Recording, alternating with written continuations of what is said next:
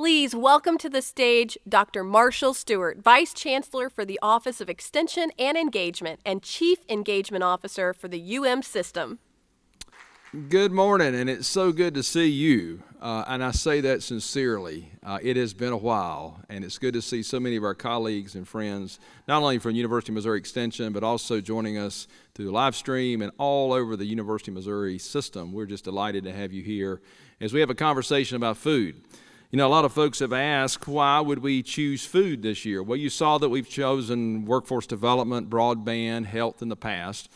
So when you think about food, though, that is one of those common things that brings us together. Because what do we all do? We all eat. And it is something that we all share in different ways, depending on where you sit at the table in terms of your culture, your identity, and what you believe. You may eat different kinds of food. In fact, I was thinking about the contributions that happened as a part of food systems in this country, and agriculture in particular, and I thought about the land-grant university system. You know, if you go back in the history of that system, we all know who started that, and that was a guy named Justin Morrill, who got together with another guy named Abraham Lincoln, and they created the Land-Grant Act. And if you think about what happened in that era, not only was it the Land-Grant Act that happened, but Abraham Lincoln also established an important department, the Department of Agriculture. So you think about what was happening in that time, the realization that agriculture, food systems, building a middle class and bringing people out of rural poverty and subsistence farming was going to be really important. And yes, we find that's still important today. You know, I think about how our food system has grown to be the envy of the world, how we know that pretty much we've been able for many years to go and buy at a very affordable amount food that we want, the selections we want. We can go anywhere. I remember several years ago having the opportunity to talk with a grocery store executive with Lowe's Grocery, which is a grocery store you'll find in the Southeast. And he was telling me, he said, we can pretty much put any produce you want in place in the store except one thing. He said, there are seasons when I can't get cranberries. He said, other than that, I can give you apples, oranges, I can give you anything you want other than that. And what a wonderful, remarkable story that is about the food system and how this country has been so involved in that over the years. I also think about the 1887 and the Hatch Act, which brought about agricultural experimentation work, which is really where a lot of innovation started happening in agriculture. It's interesting for Missourians to note that where was Senator Hatch from? He was from Missouri. So not only is it important nationally and globally to think about that, but what does it mean for us as Missourians as we celebrate food and agriculture and think about what Senator Hatch did from Hannibal, Missouri, when he created the Hatch Act of that era, which created this entire network of agricultural experiment stations and agricultural research that we know about today. And then I move forward to many of my colleagues who are in the room, and I think about extension. You know, extension really started because they began to go to these ag experiment station farms, and they were extending knowledge out, and they realized we can't possibly meet all the need. So what did they do? They said, we're going to federalize something called extension, and in 1914, federalized it through USDA, and it became an extension of the land-grant university system. So our partners, not only in the 1862 world, the 1890 world, the later Land-Grant Act, and also the 1994 Act for Native Americans, they all share in this opportunity to bring agricultural innovation and food innovation to the world. But it's also important to think about what extension really did in that area of 1914, which is that if you think about where people were on the farm then, where were they? What were they doing? It was subsistence farming. They were getting by. They were literally growing it to live. They couldn't make a living doing it. And suddenly extension transformed that by taking knowledge and information into community and bringing that technology from agricultural experiment stations into community. Every single county in this country, over 3,000 counties, had a presence with extension. And if you go back and look at history, you will recognize that lots of things had an influence on the growth of agriculture in this country, but there is nothing more important than what happened out of the land-grant university system, that extension transformed agriculture. It made it a business.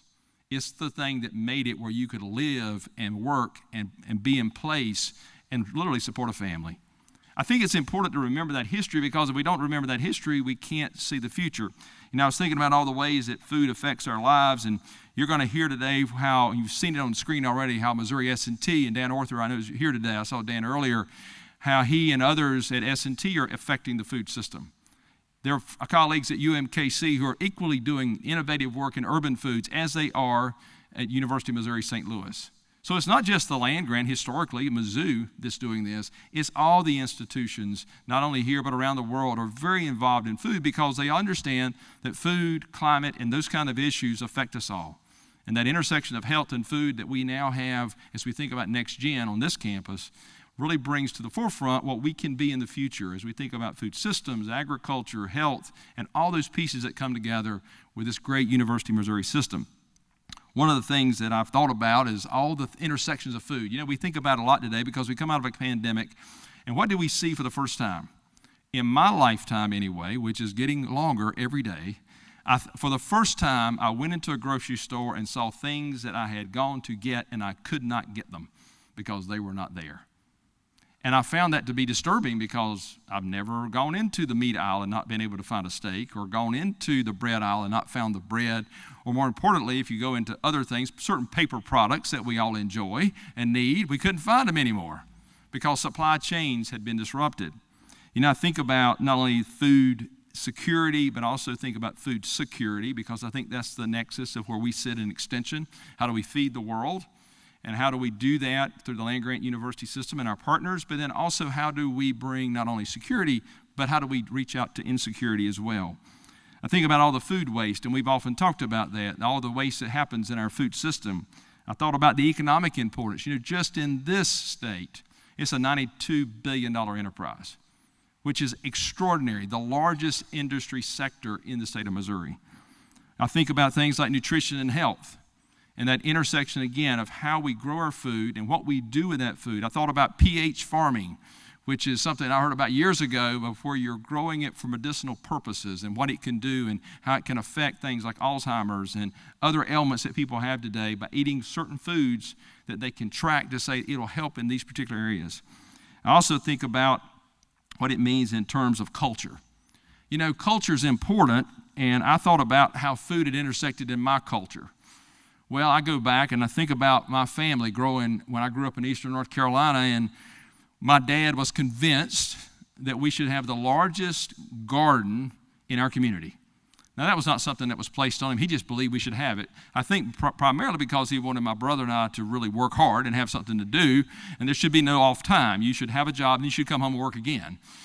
But we had a large garden, and we grew everything from okra to collards. I'm talking southern here. Some of you may or may not know what okra and collards are, but that's what it is. We grew corn, tomatoes, beans, peas, squash, cucumbers. All those things later became sweet pickles. They became cucumber rings. I don't know if anybody here knows what a cucumber ring is. Watermelon rind pickles, one of my favorites.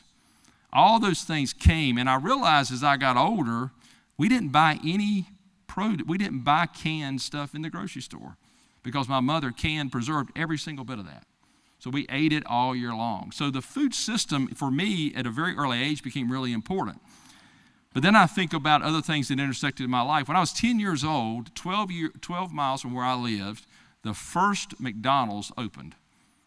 Oh, what that was. 2 off beef patties, special sauce, lettuce, cheese, pickles, onions on a sesame seed bun. I haven't forgotten it. And I ate my first Big Mac. Now, for those of you who think, well, what was that? That was the commercial of the era. And some of us that have a little gray hair like I do, and some of you sitting in this audience who I won't name, but who have that, you remember that. Because that was something, that was a jingle we all had. But I remember going to McDonald's, and it was a family meal. That was a big deal to go to McDonald's, because that was a new restaurant in town.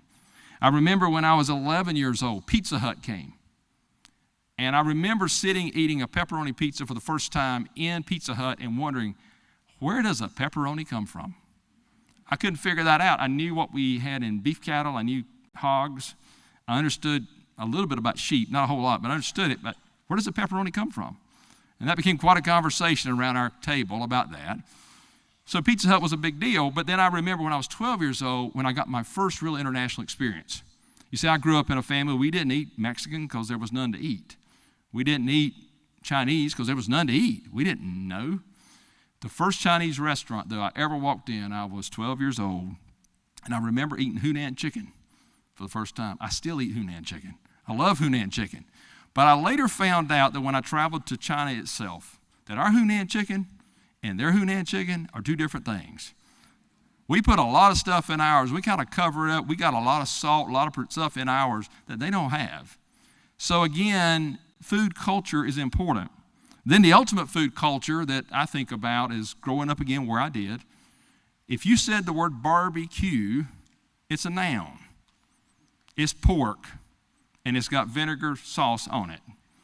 There is nothing else. That's what it is. It is a thing. And when you see it, you know it. And then many years later, I moved to Missouri, and what do I find out? Barbecue is an adjective. If you're in St. Louis, it means one thing. If you're in Kansas City, it means something different. And if you're in the Boot Hill, it means something different than it does in Tarkio. So the point is that food intersects our lives, and it's part of who we are. It doesn't matter if you're a producer or just a consumer on the other end. We all are intersecting around food. So I think it's an important conversation. It certainly harkens the history of who we are, but it also gives us an opportunity to look differently at food systems today, especially in light of the last few years and all that we've seen. So I'm excited about this engagement week in particular because I think it gives us that opportunity to think about food and all that it entails to have this conversation. I do want to thank some of our partners. You know, we were fortunate to have the Soybean Association here in Missouri, FCS Financial, and USDA NIFA to come in and put funding into this particular meeting we're having for these couple days. What a remarkable thing to have partners like that. Let's give them a round of applause for their support.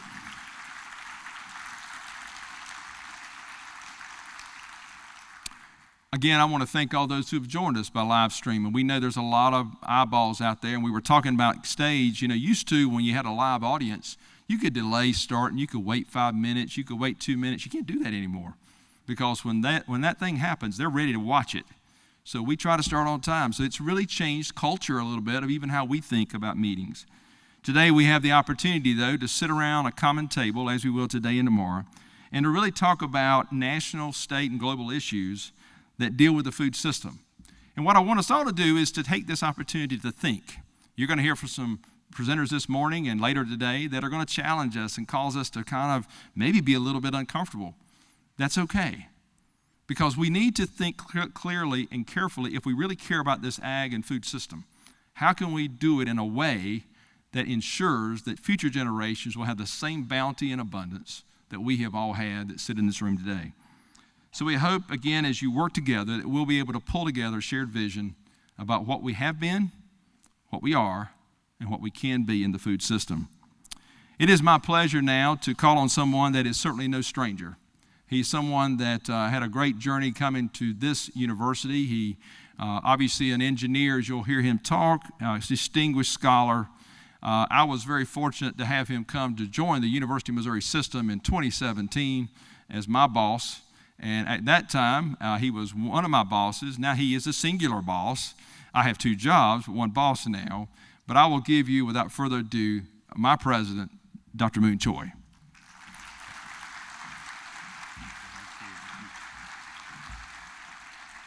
Thank you. Good morning. And I'm going to stop talking for a little bit so you can hear that beautiful noise come from the outside. That's much needed rain. You know, when I used to live in Connecticut and I would get rain, I would say, another rainy day? But here, when there's a rainy day, I know it's good for farmers, and that's good for the University of Missouri. So thank you for everything that you do. And Marshall, I have to say that you and your colleagues have made such an incredible difference for not only the University of Missouri, but the state of Missouri since you joined the university in 2016. So thank you. Thank you for that tremendous leadership. So this is a very special week when we pause to reflect, on your many accomplishments, as well as to celebrate the impact that you've had. Fulfilling our mission as a land-grant university is a central tenet for our mission. And 4 years ago, we decided that wouldn't it be great if we were able to integrate the extension and engagement activities at all 4 universities? And that's what we did. We created the position of the Chief Engagement Officer, I believe the first of its kind in the United States. And the person that was ideally fit for that job was Marshall Stewart. Through his leadership and hard work, we have an engagement and extension office like no other in the United States. And that's because we're engaged. We're engaged at the grassroots, working with organizations like the Extension Council, county commissioners, Rotary clubs, 4-H clubs, and so many others. And they know that we're not just showing up for the meetings. They know that we are there to help support their mission as strong partners.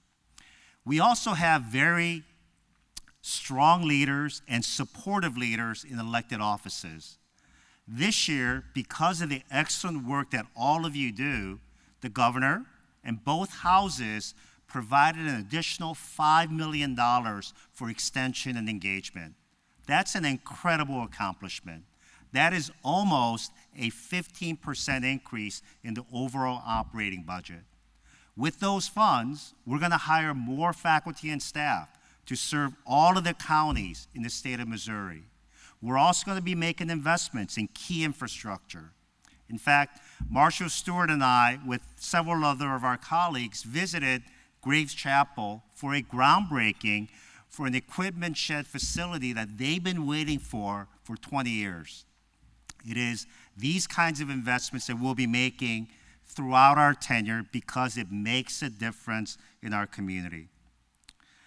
Also, let me take this opportunity to thank all of you once again, the faculty, the staff, and students that engage in extension and engagement activities at all 4 universities.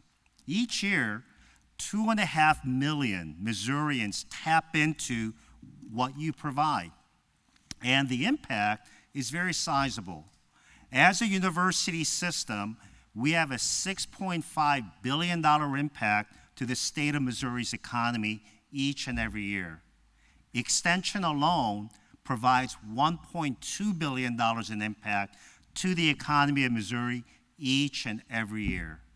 While those numbers sound very immense, they're a result or an accumulation of individual efforts by all of you affecting individual Missourians. So whether you are participating in our rural broadband initiative so that farmers can have access to the latest precision agriculture, or that we can provide more business and educational opportunities so that young people can remain in their hometowns, you're making a difference. Whether you're involved in rural medicine, rural healthcare that enables our physicians, dentists, and pharmacists to provide much-needed vital services to underserved regions in our state, you're making a difference. And when it comes to agriculture, there's no university that has an impact to the state's economy like University of Missouri. This morning at 7:30, I had the pleasure of opening up a time capsule for Parker Hall. Parker Hall is a building that served as a hospital for many years, and it was built in 1889, but it was actually dedicated 10 years later in 1899. And in that time capsule that we identified, they placed into the time capsule what that group of leaders felt was important to say for future generation. What I took out of there is this document from 1897, so 125 years ago. And it is the Bulletin of the Agricultural Experiment Station that talks about the importance of our research in rooting out Texas cattle disease. So that's the kind of commitment that this university has had for so many years in supporting the mission of a land-grant university. In that same way, we're going to continue at all 4 universities to meet our mission each and every day. But we can't do that without all of you. So this week is a special week for us to reflect on your many, many contributions and also to measure the impact that you've had. So in closing, thank you so much for all that you've contributed to not only the University of Missouri, but to the state of Missouri. We are grateful. Thank you so much.